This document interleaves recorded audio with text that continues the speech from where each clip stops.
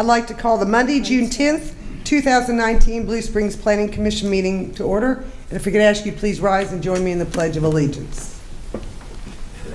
I pledge allegiance to the flag of the United States of America and to the republic for which it stands, one nation, under God, indivisible, with liberty and justice for all. I'd like to welcome all of you here this evening, and we will go through the consent agenda. Go through the agenda. One is the consent agenda. I would like to move item 3 up to number 2. The master alternative sign plan, make that number 2 instead of 3. That way the public hearing the UDC will go to number 3, item 3, if you wouldn't mind. Then 4 will have the election of officers, other business, and adjournment. With that, I would make a motion, if I could entertain a motion for the consent agenda. I'll move that the consent agenda be adopted. Do I hear a second? Second. All those in favor say aye. Aye. Anyone opposed? Okay, the consent agenda has been approved. And at this time, if you'll give me the courtesy for just a moment, I have a special presentation. You know, as you know, I appreciate all of you being here and being planning commissioners. We do have one that has chosen to do other things on Monday night, and if Mr. Haney, if you please come forward.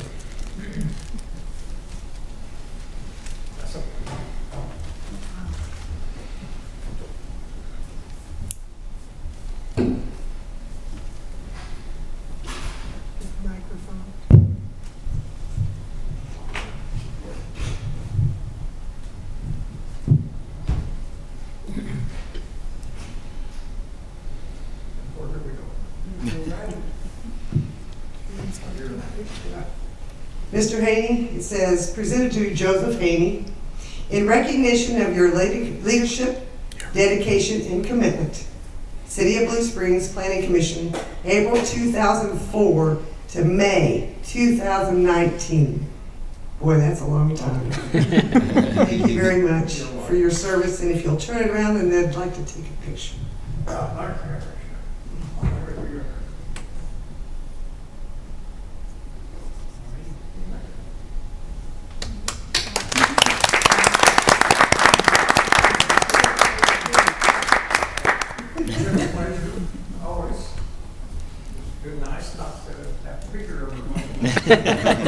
You can watch us on CTV 7. Thank you. See you later.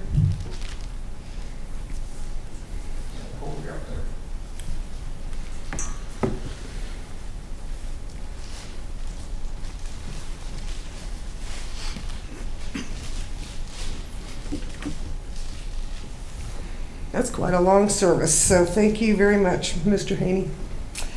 Okay, we'll go to item 2, the master alternative sign plan, if I get this worded right, for Comfort Dental, more convenient for the applicant. So, Brad, you have this one? All right, thank you, Madam Chair and Planning Commissioners. In front of you tonight is a master sign plan for Comfort Dental on 40 Highway. It's located approximately 200 feet east of 7 Highway in the old Blockbuster building. The building is currently zoned GB, or General Business District. So the applicant is proposing 3 total new signs for the tenant space of the future Comfort Dental. It's going to be 3 wall signs. And they are requesting a master sign plan to allow for wall signage on a building facade that does not face the public right-of-way or contain the main building entrance. So the signage that's proposed on the south facade, it's the main building entrance, so the wall signage is allowed, and it will contain 1 channel letter sign. The north facade is the facade that faces 40 Highway, and contains 1 wall sign, also channel letters. And the existing awning framing that you can see in this picture, and if you go out there today, it's painted black, will be removed by the applicant in order to put up the set of channel letters. And then the west facade is the facade that they're asking for the master sign plan for, because it does not face a public right-of-way, it faces a private access drive, and it also doesn't contain the main building entrance. So they're requesting this because of the site constraints. They can't put a monument sign because of there's some utility easements, and also the right-of-way for 40 Highway is pretty wide there, so a monument sign wouldn't really make sense. And they feel like this wall signage will give them adequate visibility on 7 Highway, which is a major commercial thoroughfare for the city. So the applicant has provided us what the signage will look like. They've done this on some previous Comfort Dentals. So it's going to be the channel letters with they're going to be lit, and they're going to have the white outlines like you can see there. And then this is a closer up picture of the lettering. So overall, the wall signage meets all sign code requirements for size, and all of the wall signs, with the exception of the signage on the unallowed western facade, meet the sign code requirements for location. And staff finds that this application is consistent with previous master sign plan requests and other approvals by the Planning Commission in the past. Since this is just for the Comfort Dental tenant space, staff has received a letter from the property owner stating that future tenants will just get the signage that's allowed by sign code, so 10% of their tenant space on facades that would be allowed by the sign code. They don't currently know if it's going to be 1 or 2 tenant spaces in the future, but staff doesn't see any problems with future signage with this master sign plan request. And with that, staff recommends approval of this application with the 2 conditions that are listed in the staff report. And the applicant, Bob Collier with Ad Design, is here all the way from Golden, Colorado. So he made quite the trek to come visit us out here. And him and I both stand open for any questions. Are there any questions for staff? Yes, Commissioner? I notice on this plat that you have up that it actually should be flipped because the building doesn't run that direction, does it? So the northern part of this is US 40, and then the building is, I believe that this is correct. No, I believe 40 is east-west, isn't it? Yes. Yeah, so the, He needs to be. Yeah, can you stand at the microphone so the people on TV can hear Go you? ahead. Used to be. Basically, the back wall there, the top of that is the west wall, and then the front is the east wall, and then we're asking to put something on the south wall. So that's to the west. Basically, Okay, you're so you're not occupying. Oh, the no, I'm entire not. building. You're right. Just the entire- Yeah, that's actually occupying south, that north, part of it? west. North is up in this picture. In Okay. this picture, Yeah. north is up. Okay. Sorry about that. yeah. Yeah, and the parking lot that exists is in the south of this picture. So Okay. north is up, south is down. I couldn't figure that out when I was looking at it at home. Sorry. Couldn't Little bit. figure- Because it wasn't real clear and real dark, Mm-hmm. and I didn't see a north indicator. I do actually have the whole survey here somewhere in my paperwork, if you'd like to see it. There, that's better. Yeah, that's what I That's was better. thinking, but see, I think they're only taking like a third of it, Yeah, third that's on the west side. correct.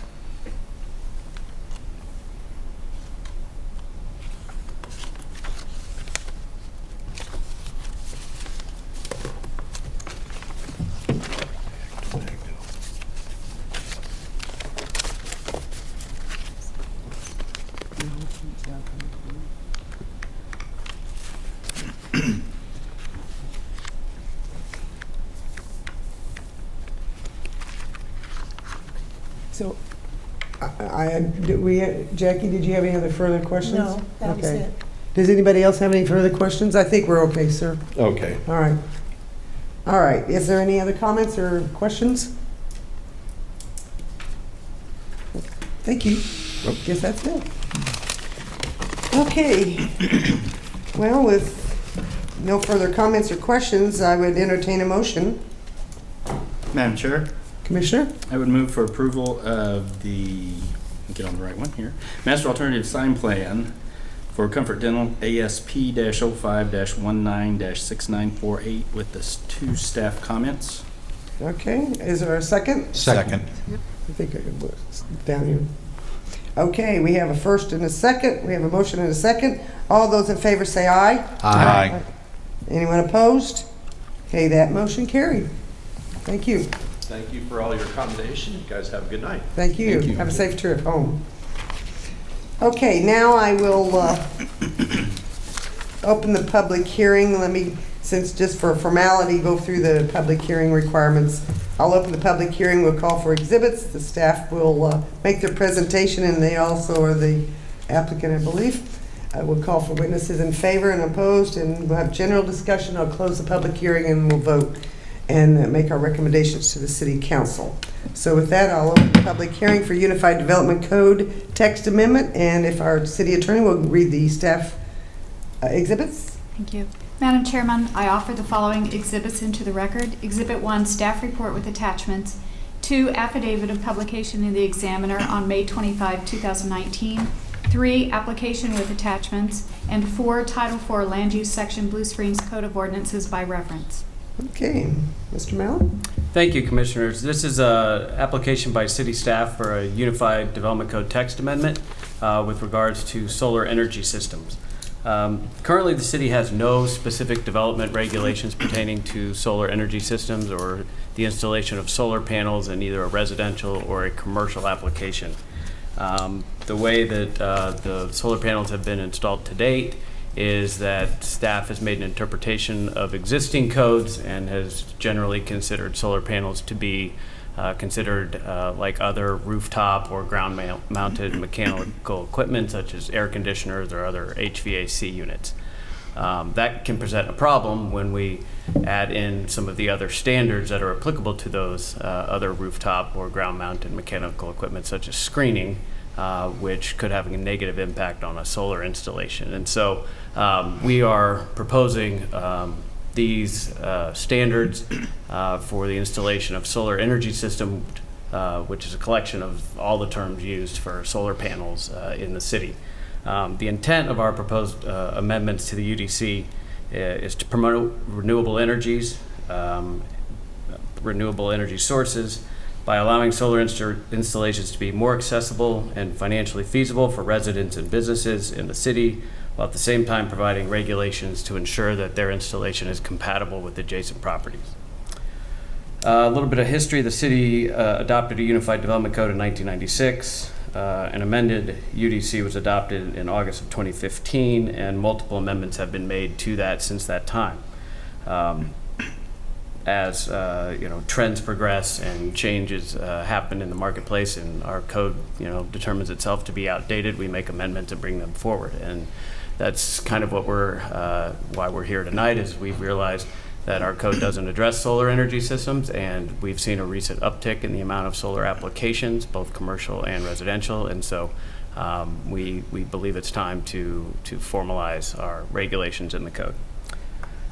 Just a little bit of additional background. The City Council approved a resolution in 2013 to approve the city's participation in the Mid-America Regional Council Government Solar Ready KC Consortium of Local Governments. That was a kind of an agreement that a lot of local jurisdictions agreed to look into streamlining development, making it easier for solar panel installations kind of across the entire KC metro area. And so solar has kind of been on the radar in Blue Springs since 2013, and we've seen solar installations over the years. We just haven't adopted any formal regulations, and so that's what we're going to propose for you tonight. As far as my presentation, I'll go through the exact language of which we're proposing, and then I will discuss the code requirements for a text amendment. The Development Advisory Commission received the same presentation of the same proposed language. and they recommended approval of the proposed UDC amendments unanimously. Based upon that discussion, staff did make a few minor tweaks to the language, and I will identify those as we go through them. So the proposed amendments would add, in essence, solar energy systems as a residential use for both as a accessory use, for both residential properties and non-residential properties, and then provide standards for those accessory uses for the solar energy systems under Section 405.060A7. Specifically, that language will read with the following provisions. Solar energy systems shall be allowed as an accessory use in all residential and non-residential zoning districts are subject to the following standards. The first standard is that ground-mounted or freestanding solar collectors may not be located in the front yard. The area restrictions specified in 405.060A3 of the UDC do not apply to roof-mounted solar collectors, and those area restrictions are for accessory uses and specify the amount of lot coverage that accessory uses can take up on a lot. And so this is one example of how we've been able to kind of roll in an accessory use into our additional standards. And so and as an accessory use, all of these solar panel installations will have to comply with the height limitations, the setbacks, the lot coverage standards for accessory uses in general in the city, except as otherwise noted herein. And that is one of those provisions, is that if you put solar panels or solar energy systems on the roof of a building, they don't count towards the lot coverage, since they're basically going on top of something that's already covering the lot area. The third provision is that the commercial sale of converted solar energy is prohibited. No accessory solar collector shall be used as a commercial enterprise. The goal of this provision is to have those solar panels that get installed to be accessory to the primary structure of or primary use of the lot, whether it's a commercial endeavor or a residential endeavor, that it's not somebody trying to use their area for a commercial solar farm. It's merely to provide or help provide power to that house, and then the excess goes back into the energy grid. The fourth provision is that before any building permit may be issued for a solar collector or solar energy system, evidence of approval from the local utility company shall be submitted where the solar collector is to be interconnected with the local public utility company so that excess power produced can be fed into the utility lines. So in essence, we want the local power companies to know about the installation and to be okay with the setup of how it's going to be done. The fifth provision is that solar panels are exempt from all screening standards that are under 407.090H. Those screening standards apply to rooftop mechanical equipment and ground-mounted mechanical equipment under the site plan and landscape section of our code. Staff does not believe that it's advantageous to use screening, whether it's through a screen wall or screen fence or landscaping or any kind of combination thereof, to screen solar panels, because it could have a potentially negative impact on the actual ability of those solar panels to access the sunlight. That said, we during the Development Advisory Commission meeting, there was a little bit of discussion about the screening of solar panels and trying to minimize the look and visual impact of the panels, especially on a rooftop mounted installation. We researched other cities in the metro area, including Leawood, Lee Summit, and Liberty, and saw what their codes had. And so we pulled some of the language that we saw that was common in all three of their codes and added that in here, which is the second sentence, which is roof-mounted solar panels should have all components concealed to the extent possible and finished in a color similar to the building on which it's being mounted. And so that would apply to any kind of wiring or other mechanical components of the solar panel should be concealed to the extent possible, run along the frames that support the panels or concealed within the actual structure itself. But we're trying to conceal the components of the panels, but not trying to screen the panels themselves. So that is the intent of that statement under letter E. Letter F, for a roof-mounted system installed on a sloped roof, the highest point of the solar system or the solar energy system shall not exceed the highest point of the roof to which it is attached, as allowed by the setback requirements. In essence, we don't want to have a situation where you have a sloped roof with a peak and then have the solar panels stick up beyond that peak. The height of the solar panel would be limited to the height of the roof peak. Letter G, for a roof-mounted system installed on a flat roof, the highest point of the solar energy system shall be permitted to exceed the district's height limit up to 10 feet above the rooftop to which it is attached. So the solar panels would be allowed to encroach into the height limit of the zoning district, the underlying zoning district, but at no point should it extend more than 10 feet above the roof line. Letter H, solar energy systems shall be mounted in a manner so as to not to cause glare to surrounding properties. This was another question that came up during the Development Advisory Commission meeting, and there were concerns about whether the angle, depending on the angle of how the solar panel is installed, could it create a glare that would negatively impact an adjacent property.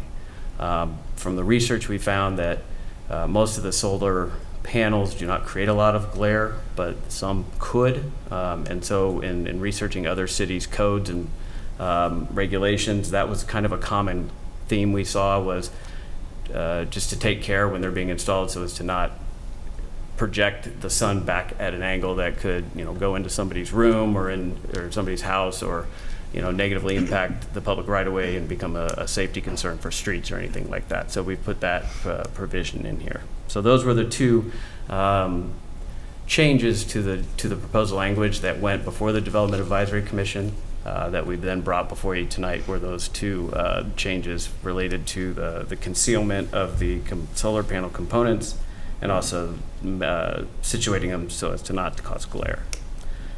The final accessory use standard for these solar energy systems is that the requirement of this section may be waived by the director if it can be satisfactorily demonstrated that compliance with these regulations is impractical due to such issues as shading, building orientation, construction, constraints, or configuration of the parcel.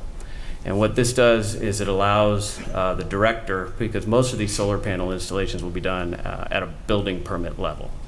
And so if the solar installation company, the contractor, or the homeowner can prove that strict adherence to these regulations isn't possible due to the orientation of the lot, how the house sits on the lot, the fact that there's a huge tree on the south-facing side of the house, and they need to adjust the panel installation in such a manner as to not comply with the strict application of these rules, that the Community and Economic Development Director has the authority to approve minor adjustments to those. And that would facilitate the installation of solar systems by not requiring the applicant to have to go through the variance process, which then could be a difficult process to prove a hardship and all of that. So we're trying to make it easier for the installation, and so by making that an administrative relief, if you will, that's why we've included that provision. The next section would be an amendment to 411030 under use groups and description of uses. Under the supplemental use group, there's the utility major land use, which is used for generating plants, electrical switching facilities, primary substations, water, wastewater treatment plants, water tanks, similar public, quasi-public major infrastructure things, utility functions, and we've added a generic term in there for solar farm to be included in that, so that we want to make it clear the separation between an accessory solar panel installation and a commercial solar farm. And if you've seen a commercial solar farm, they're massive in scale. They take up a lot of land, and the visual impacts can be a little bit obtrusive. And so we want to make sure that those are lumped into the other similar electrical or power or infrastructure, generating type of uses, these utility major uses, Those uses are allowed throughout the city and the zoning districts. All require a conditional use permit. So if we were to get an application for a quote-unquote solar farm in the city, that would have to come back through with a conditional use permit and a public hearing, and would have to comply with all of the setbacks and things of that nature for a utility major land use. So we're trying to draw that pretty distinct line between the two different types of land uses. The final UDC text amendment is to actually add a definition for a solar energy system, which is any device used to collect solar energy and convert it to any other form of energy, including without limitation to photovoltaics, flat plate concentrating devices, vacuum tubes, and greenhouses. A solar collector does not include standard skylights or windows. Those are the proposed UDC amendments. The staff analysis. Section 403020 of the Unified Development Code states that a text amendment to the Unified Development Code shall be reviewed according to the following criteria. The first of those is whether the change is in accordance with the comprehensive plan designation, design and construction manual, and any other official plans or programs under the guidance of the comprehensive plan. Staff believes that the proposed UDC amendment to provide for regulations for solar energy systems is in accordance with the comprehensive plan, which has components to coordinate development with our natural systems, including integrating green infrastructure strategies into public and private projects. And in addition, as I mentioned earlier, solar energy systems is in accordance with adopted resolutions by the City Council to participate in the Mid-America Regional Council's Solar Ready KC consortium of local governments. The second criteria is whether such change is consistent with the purposes of this development code and the intent or objectives of any chapter or subsection containing this change. Staff believes the change is consistent with the purpose of the development code, which is to provide for appropriate regulations for the building and use of property in the city, and to promote the public safety, health, and general welfare of residents and visitors to the city. The third criteria is that the areas affected that are most likely to be directly affected by the amendment, and in what way will they be affected. Staff believes that solar energy systems are already a common feature seen throughout the city in both residential and non-residential applications. The effect of these proposed amendments will help clarify and formalize the development regulations associated with such installations and make it a more streamlined and easier process for the city to enforce regulations, but also for residents and businesses to know the standards by which they need to comply for the solar installation. So by formalizing it and putting in the code, we believe it helps kind of establish all of the rules up front and makes it a cleaner, more concise process for everybody involved. The fourth criteria is whether the proposed amendment is made necessary because of changed or changing social values, new planning concepts, or other social or economic conditions in areas and zoning districts affected. Staff believes the amendment is necessary to help provide formal regulation for the installation of solar in the city, and because of changed social values and economic conditions that promote renewable energy are very popular these days. And as solar panels become more financially feasible for people to install, and rebate programs become more popular in order to promote renewable energy throughout the country and in the KC metro area, that our code should be updated to reflect that changing dynamic. And the final criteria is recommendation of professional staff. As I mentioned previously, the Development Advisory Commission recommended approval unanimously of the proposed changes. Staff also recommends approval of the UDC text amendments based upon the criteria reviewed above. And with that, I'm happy to answer any questions. Are there any questions? I have one. Oh, well, wait a minute. Who was first? I don't know. Jackie, go ahead. Okay, I have a couple of questions. First question is, will solar panels be allowed on the front part of the roof of a house? Do you have your microphone on, Jackie? Yeah, Yeah. she does. Okay, I'm sorry. Will Will the solar panels be allowed on the front roof of the house? The street facing, Yes, yes, as we've written them, they would be allowed. they would be allowed, they would Yes. not be an exception. No, they would be allowed to be on the front facing slope of a roof. Okay, thank you. The other question is, my son has solar panels on his house in California, and Pacific Gas and Electric actually buys his excess electricity. So you specifically say converting energy is prohibited to be sold as a commercial enterprise. But then it says excess power can be fed into the utility lines. So you're allowing it to go into the utility lines, but you're not allowing the owner to reap any benefit of it. What the intent of that statement and the way it is intended is that, and let me give it by an example, is I couldn't put solar panels on my roof and then sell the energy to my neighbor. So it's the commercial sale, and the way that it works with, you know, the utility companies is you can sell it back to the utility company, Yes. but you're not operating a commercial business of having that solar panel. So you're not having solar panels on your property and then selling that power to adjacent properties in a commercial endeavor, is the way that we intended that to be applied. Okay, I think that maybe the word prohibited should be, maybe that sentence should be rewritten so it's more clear. Because that's not the way I read it. Okay. While we're on that right there, I agree, because a lot of people that get them, they sell the extra to the utility company.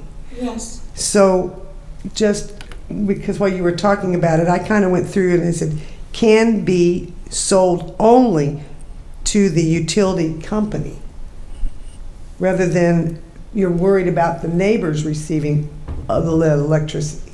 Well, we could, you know, if that's a concern, you know, under letter C, the commercial sale of converted solar energy is prohibited. The second half of that says no accessory solar collector shall be used as a commercial enterprise. The second half of that letter E is probably sufficient, and we could strike the first half. Well, I'm looking at D, the very last line there where it says excess power produced by the solar collector can be fed into the utility lines. Why can't it say can be sold only into the utility company, rather than if you're worried about it being sold to where the neighbors get all the utilities? Because I don't know enough now about how the rebate programs or how the installation works to know that in Missouri is if you technically sell it back to the utility or not. And I don't know if that is how it, if it is that way today, if that's how it will be forever. And so our concern is that the reason why we put this in there is we don't want somebody trying to sell their power from their solar panels to their neighbor, to somebody down the street, or And I something would like just that. put that in there then. Which is what we thought we were doing under C. But you guys, but what I'm hearing is concern about the potential buyback of extra energy. You know, if your house only uses, you know, X number and you have Y, then selling the delta back to the utility company. Right. I don't think, we're not trying to outlaw that, or we're not trying to prohibit that. That's what it says. It says it's prohibited. No, well, it could be read that way, yes. Okay. But that's not the intent at all. What we're trying to say is that you can't sell your energy to anybody else. It can be given, it can be put back into the grid as part of the electrical system, but you can't sell it to, you know, somebody Other else. than the utility company. Right. And I don't know enough to know whether it's actually sold back to the utility company or whether it just goes back into their system or not. I don't necessarily want to get into how that works. I think we could say under C and just strike the first one and say no accessory solar collector shall be used as a commercial enterprise. And I think that would be a better. That would take care of the concern that we were trying to write the language to do. Right. Yeah, because if you know, it depends on who installs it as to whether they get the excess or if the utility company with the rebates that they've got right now. So if without the knowledge of Yeah. knowing, I make it simplified. All we were trying to do is to, again, delineate very clearly that solar panel installation on either a commercial or residential is accessory to that use, and it's not a commercial, quote-unquote, solar farm. And so it's not a commercial enterprise that somebody's going to put onto their house. Okay. So if somebody has a 10-acre tract, and they wanted to put solar panels on 5 acres of it, Mhm. is that going to fall under the solar farms rather than the 405.060A7?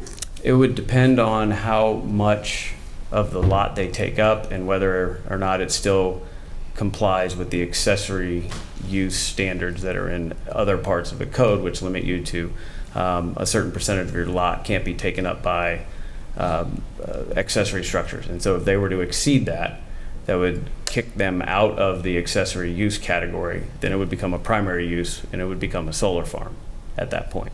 Or if they were to subdivide off the 5 acres and that 5 acres were to just be solar panels, then we would consider that to be the only use on that property, and that would be a solar farm. Okay, because I know that we do still have some farmland in Blue Yes. Springs, and I can envision, I mean, my son has his swimming pool heated, he has his interior, all of his interior house taken care of with the solar panels, and he generates sufficient electricity to where his electric bill for the year is like $100. And I can envision someone that would have a farm that could use it for their barn, that could use it for a lot of extra things that would not just be for their house. Yes. And I guess I just need clarification in my brain of just exactly how that would work. If it were to comply with the accessory use standards in terms of everything we have written for them for an accessory use, setbacks, lot coverage, height, and it would be on the same lot as the principal use, which is another requirement of accessory uses, then it could fall under the accessory use. If it was outside of that, then it would fall under a utility major as a solar farm, and then it would have to go through the conditional use permit process. Okay. My last question. Sometimes the panels are elevated at an angle like Yes. this. So is that going to be allowed as long as it doesn't exceed the 10-foot height restriction? Yes. As it's currently proposed, yes. Okay, thank you. Mr. Casey, go ahead. Thank you, Madam Chair. First, I just want to thank staff for your work on this. I think these clarifications are going to be a big benefit to the city, so I appreciate your work on it. I have a couple questions. My first one is, how will these changes to the code impact groups such as HOAs or the Downtown Review Board that may have their own requirements around solar installations? These would not supersede any HOA covenants, private covenants that may prohibit solar panels. Okay. The HOA covenants, if they're more restrictive, and as long as they don't directly break any laws or it's kind of to say they can be more restrictive than city code, but they just Right. can't directly conflict with city code. Okay. But yeah, there are a number of HOAs that we're aware of that probably do have covenants that would prohibit this, and those covenants would supersede the city code. Okay. As far as the Downtown Review Board, there are some design guidelines that have been adopted for the downtown design standards for the Downtown Development Code. Those are recommendations. They say solar panels should not be located on the front and things of that nature. So these standards would provide the base, if you will, and any additional standards or recommendations from other parts of the code would still be applicable. And so they would kind of work together. But the design requirements for downtown are a little bit more strict than what we have proposed before you this evening. All right. Thanks. My next question is something that I've seen other cities do that I've wondered if we might consider, which is having some wording in our code around solar easing agreements.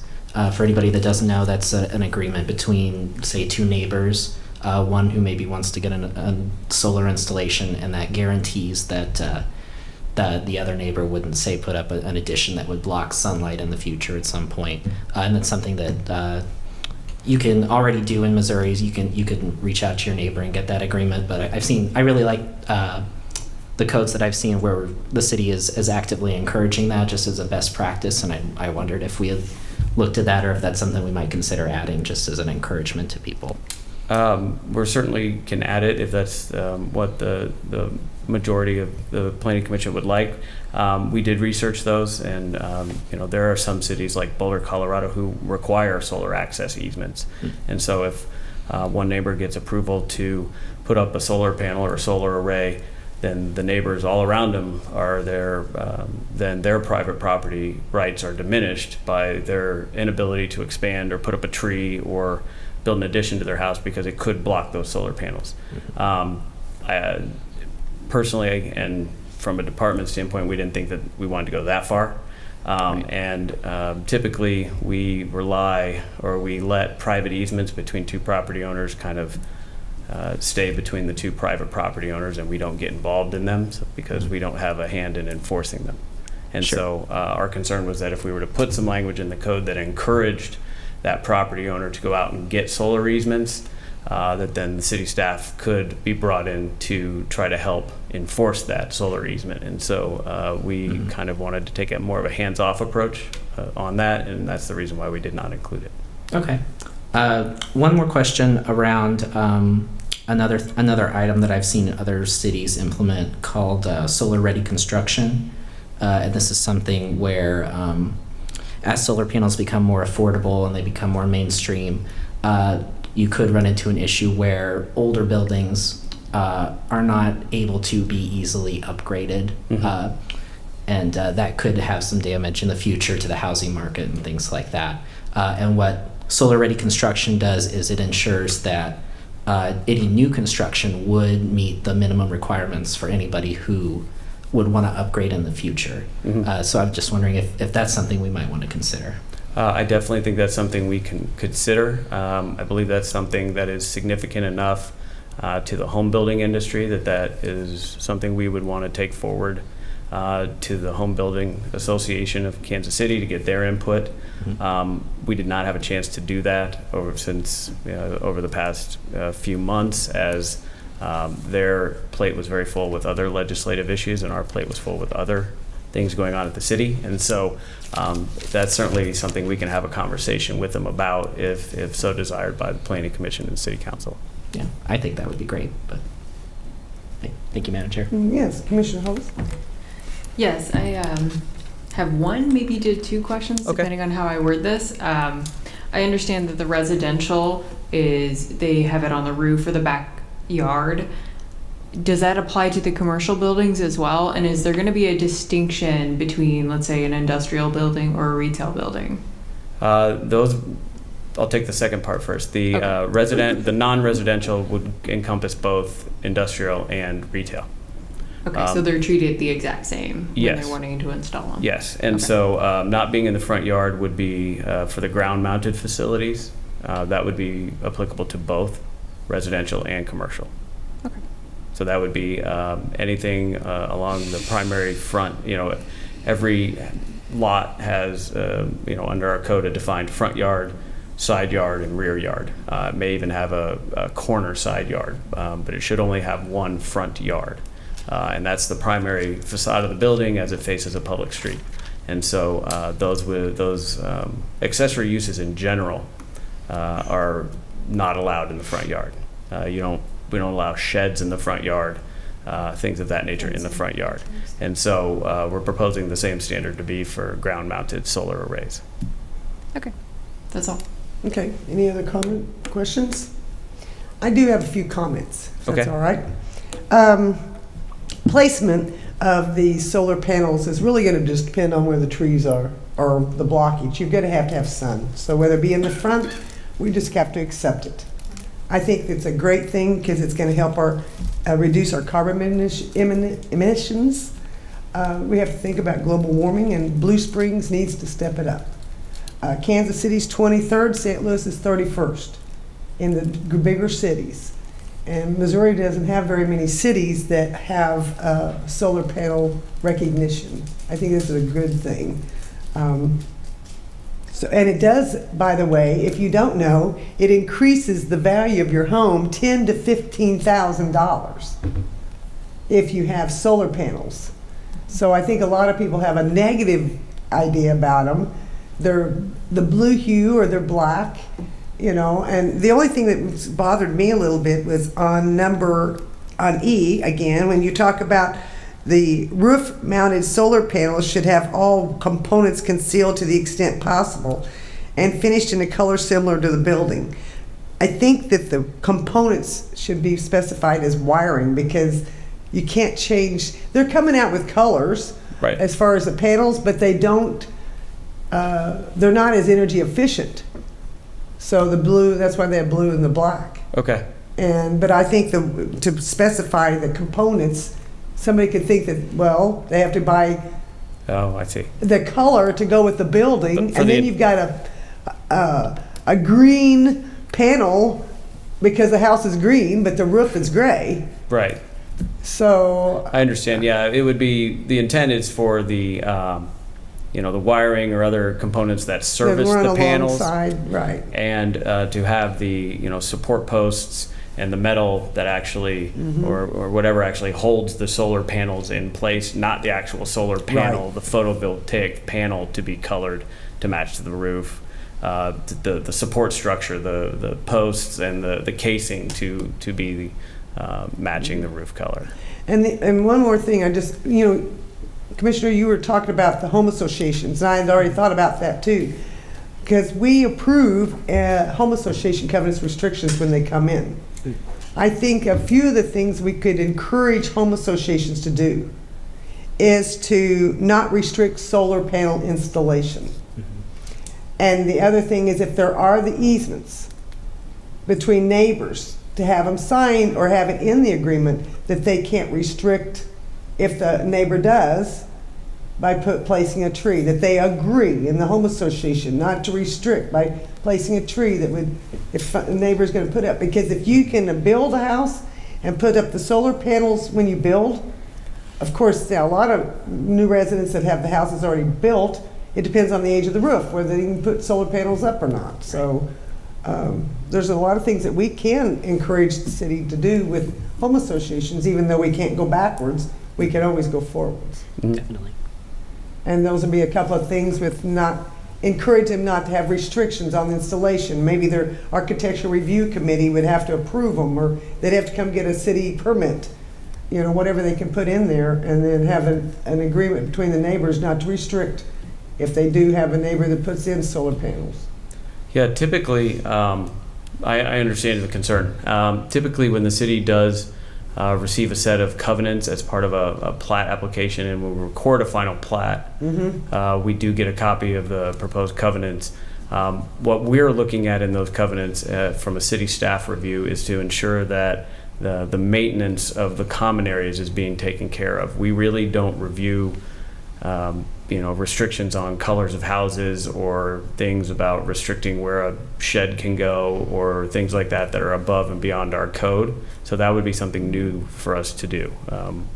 Well, I'm not saying that you have to do it. I'm just saying you might encourage them Okay. We can do that. when they write them. Yes. Because I know the developers write them, so They do. yes. And then we have to read them, and then they get recorded, approved and recorded. So Mhm. it's just a word of encouragement Okay. Duly to all noted. those watching. So, any other comments?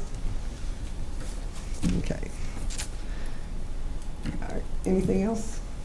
Anyone that would like to come and speak in favor? In opposition? Any other comments by the commissioners? Hearing none, I'll close the meeting. And I would entertain a motion. Madam Chair, Commissioner? I move that Unified Development Code Text Amendment UDCT 05196950 be approved. Do I hear a second? I'll second it. Okay, that will be roll call, please. Before you take the vote, Yes, ma'am. could I ask a couple of questions? Were you asking that the amendments be made that you've discussed? Not at this time. Okay. I would like to have C and E reworded. Do we have to put that into the Well, amendment? yeah, we have to pull back the motion. don't we? Withdraw the motion. I withdraw my motion. I need to have you withdraw the motion because we'd have to reword, we'd have to add this into a motion. Okay. Can we clarify what? Yeah, Let we me- need to let me have it just- worded. Yeah, so if I am understanding it correctly, for 405-060A7C, you want the first sentence stricken? Where are you at? Yes, The that's C, Yeah. C, okay? strike the first sentence, Strike the first sentence, yeah. and The then, commercial sale. Can she tell me what she wants Okay. stricken? I need to know. Jackie, what is the words that you want stricken? Well, the first part of it says commercial sale of converted energy is prohibited. So you want that completely struck through? And I don't have the verbiage of the second half of that. Mr. Mallon has that verbiage, or it's probably on his staff report. Yeah, we've got some language that can get to the heart of the question being, so that the solar panels themselves don't have to be colored so as to match the roof, but that the components servicing and supporting the solar panels be colored to match the roof. okay, and that is in That's in subsection E. 7E. Supporting, Wiring and other components. so E should say solar panels, solar supporting components I would suggest, and wiring? I would say solar panels are exempt from all screening standards. Roof-mounted solar panels should have all components servicing and supporting the panels concealed to the extent possible. And then strike the, and finished in the color to the building? No, I would keep that. Keep that? Yes. Okay. Or yes.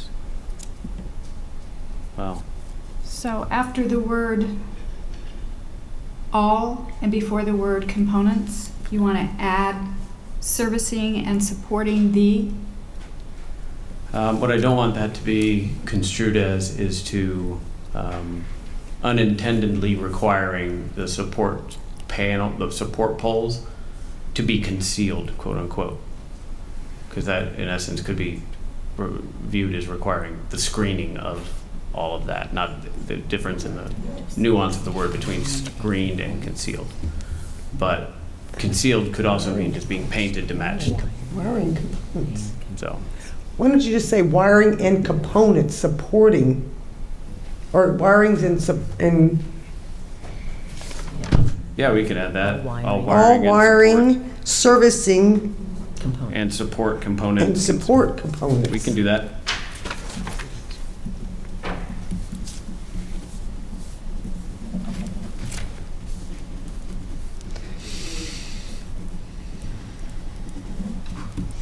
Okay, you writing this down? Somebody's writing it. Yeah. Could you just say with At- the, With the exception of the actual panels. could you just add that at the end, with the exception With of the the ex- actual panel? So that nobody, see, Yes. people are gonna be Very really clear. confused about some of this. Well, yes, we'll write it, and yes. I fully understand what the. I don't want to spend a lot of time wordsmithing this. That's not our job. No. No. Yes, yeah. But if you're gonna make a motion, the motion needs to be right because we're making the change to these. So if we don't do it now, But we're only recommending to the council, so we're, right, but then it helps them. They don't have to do it. They can change it back. So, all right, are there any other changes? You have this all down. We got it. We're adding, with the exception of the panels. With the exception of the actual panel. Solar panels, you need to put solar With panels. the exception of the solar panels? Okay. Actual solar panels. Okay. Have we got it? Yeah. Is everybody satisfied? You know what we were doing? Okay. With that, I would entertain a motion. Madam Chair, Commissioner Casey, I move that Unified Development Code Text Amendment UDCT 05196950 be approved with the amendments as discussed. okay. Do I hear a second? I'll second. All right, roll call, please. Planning Commissioner Veal, Aye. Commissioner Cradoff, Aye. Commissioner Casey, Aye. Commissioner Graham, Aye. Commissioner Fairbanks, Aye. Commissioner Hose, Aye. Commissioner Billups, Aye. Chairman Banks. Aye. That motion carried. That will be submitted, our recommendation to the City Council. They will hear it June 17th at 6 p.m. So, did I close this? Yeah, you did, yes. Okay. At 7:20. Okay. With that, we'll go to our last item, and then the staff has a few things. The election of officers. I have had a pleasure being your chairperson, but we have new appointments now coming. So if there's anybody who would like to nominate someone to be the Planning Commission chair. Don't jump at it. Do I hear a nomination for an appointment to the commission's chair? Could you do another term, or are you term limited? I think we're term limited. Okay. I think. All right, I then will do it. I would. Are we? I would also give someone who hasn't done it the Yes. opportunity if they have not done it. Yeah, they if would somebody like would to. like the opportunity to try I it. don't mind doing it. I Oh, would and- give someone the opportunity. Okay, let me say, well, he's been bison. Okay, let me tell you what you have to, your responsibility a little bit is you do need to really make sure you read the material. You will have a phone call with the city to go over everything. You need to know Robert's Rule of Order. There's a guideline on the procedures for public hearings, and you need to know that or try to follow it. They keep you in check real good over here on both sides.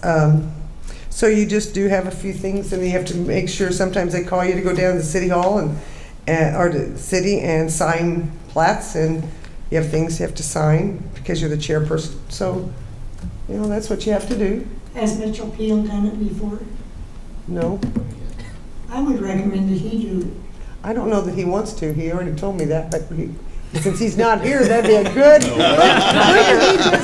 That would be. I saw him at the grocery store, and he said, "You're going to do it again." I said, "No. How about you?" And he goes, "No, I don't want it." So that'd be funny. I think he would be very good at it. Yeah, wouldn't he just crack up if he found out he got it? I'd have to call him. Yeah, He right. won't know. Yeah. And you do need to be here. I mean, I missed a few, but you need to try to make sure you're here. So, and try to be here early a little bit so you can sign things in case. So, all right, you made a motion, you want to? Yes, I'll make a motion to. Oh my gosh, Have Mitchell Peel do it. boy. Okay, do I hear a second? Do I need a second? No? I don't know whether you need a second or not. No. It says appointment, Yeah? so. Okay, all those in favor of, We've always had a second. no? I think we have. I thought we Yeah, we always had have. a We always had a We always second. Okay, do I hear a second for Commissioner Peel? Okay, he's not gonna, motion failed. So, all right, so do I hear another appointment? We're gonna have to fill the spots. I guess I should have gone from the bottom up. Well, let's get these other ones out of the way so we can think about it. Solid waste management, do we have Mr. Cradoff? Commissioner, would you want to? I'll remain in the position. Okay, is there anybody else who would be interested in that position? Okay, I move we retain Mr. Cradoff in that Okay. position. I'll second that. Are all those in favor of Mr. Craddock remaining in solid waste management? Aye. All right. Anyone opposed? Okay. We have the Board of Adjustment alternate. Commissioner Graham, how do you like that? Is that good for you? I'm fine unless someone else wants to Okay. do it. All right. And feel free. This is a great opportunity for you to do other things. So let me know if you'd like to try it. Alternate doesn't ever really go. That's a good job for somebody. Why don't we see whether or not Mr. Graham would be the chairman? It's not a chairman, it's just the You mean liaison. the The adjust? planning commission chairman. No. I know he did it before. Yeah. I would move more that Mr. Billups, since he is the current vice chair, move up to chairman. If we want to go back to that one, I would make that motion. You know, Commissioner Fairbanks, the more you talk, the more you're going to get nominated. You know it? Because I know you know parliamentary procedure. Yes, I do. Yeah. She's been a past president of Women's Council, so I know she does. We have to go through the training for it, so. Okay, well, let's go. But he could still do this other job and still be the chair if he winds up there. So would you, Yeah, that's fine. anybody want to nominate Mr. Graham, or does anybody else want to do the Board of Adjustment? Alternate? Do I hear a motion for Mr. Graham then? I will move, we keep Mr. Graham. Okay. Do I hear a second? I'll second. Okay, all those in favor of Mr. Graham staying as the alternate liaison for the Board of Adjustment? Aye. Okay, anyone opposed? Okay. Commissioner Veal, you were the Board Adjustment liaison. Are you interested in retaining that position? Yes. Okay, she would like to retain that position. Is there anyone else that would like to try it? Okay, would I hear a motion for Lakeisha Veal? I would move we retain Commissioner Veal. Second. All right, all those in favor of Commissioner Veal retaining the position as Board of Adjustment liaison? Aye. Aye. Anyone opposed? Okay, now we're back to the beginning. That didn't take long. We don't have as many as we used to. I know. Because the mayor appointed a whole lot of them instead of us voting on them. There you go. What's that? A lot of these We don't have appointments. as many. the Oh, mayor- yeah, we don't have as many because, yeah. Yep. You know, we used to have a lot more. We don't have control now. Okay, so we're back to the beginning of Planning Commissioner Chair. Commissioner Casey, you interested? In the chair? Mm-hmm. No. It doesn't bite. Schedules? Okay, Commissioner Fairbanks, you had something you wanted to say? I would be willing to do the vice chair. Okay. I'll be the chair of the vice. Now, you know you got to jump in, be ready at any time. I can be ready. Yeah. So you just got to be ready to gavel it and procedure it. Okay, anybody else? Do I hear somebody would like to be chair? You, Mr. Billups? Commissioner? I do not mind doing it at all. I would be happy to do it. Like I said, I just wanted to give somebody who hasn't done it the opportunity. I know, but, well, they're not jumping at it. They're not jumping at it, so, you know, I can't Commissioner nominate Graham, myself. I did can't you, nominate you've been myself. chair. I've been chair. I would defer to Commissioner Oh, Billups. you're just since- backing out too. Well, no, I was more recent than him. If, But I would do it if nominated. So. somebody's gonna do it or I'm gonna have to do it I'd like to make a again. There motion you go. to nominate Mr. Graham as chair and Commissioner down there, I'm sorry, I forgot. Fairbanks. Vice chair. Okay, I'll second. okay. All right, well, we have Commissioner Graham is chair and we'll do that first. Okay, do I hear a second? We've got a second. And then we got Commissioner Fairbanks as vice chair. So we have a first and a second. Yep. Motion and a second. So all those in favor say aye. Aye. All right. So Congratulations. congratulations, Commissioner. I was ready for you. See, you guys did all the talking and you guys wound Make up the with motion it. fast enough. Well, I thought I did. So, What second? okay, other business. I think we have another meeting and, did you have some other comments, Mr. Malone? Yes. I was just looking at our proposed agenda for the 24th. Karen, do you know, we have one thing going on the 24th, I believe? Final plat, I believe, yes.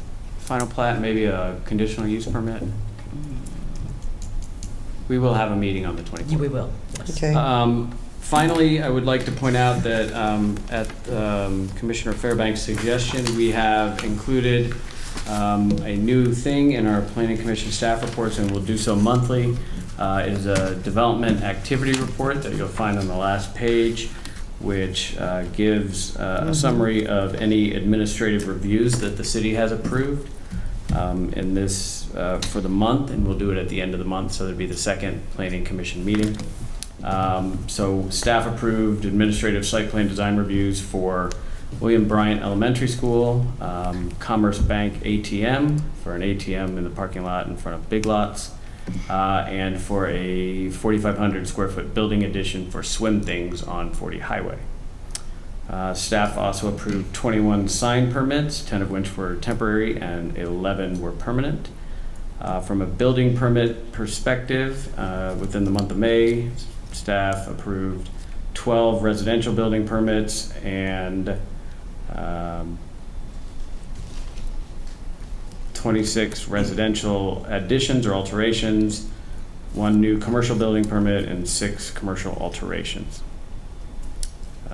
So we will be providing this monthly to the Planning Commission, and so that you are aware of what's kind of going on, things that get approved administratively, whether it's their administrative site plan or administrative plat or things of that nature, just so you guys are aware of development activity that's happening in the city. And if you have any suggestions for things that you would like us to add to that, we're happy to do so. So just let me know. Is that building permit for residential, is that down from what it was a year ago? I believe it is, yes. Within the first 6 months of 2018, our building permits were very high. And so year to date at 51 is lower than last year. Okay, thank you. Is there anything else? Well, I've had a pleasure. It's been great. You've done a great job. Yeah. And so I'll gavel out if I hear a motion to adjourn. Move we adjourn. You have a second? Second. All right, so good evening. Meeting's adjourned.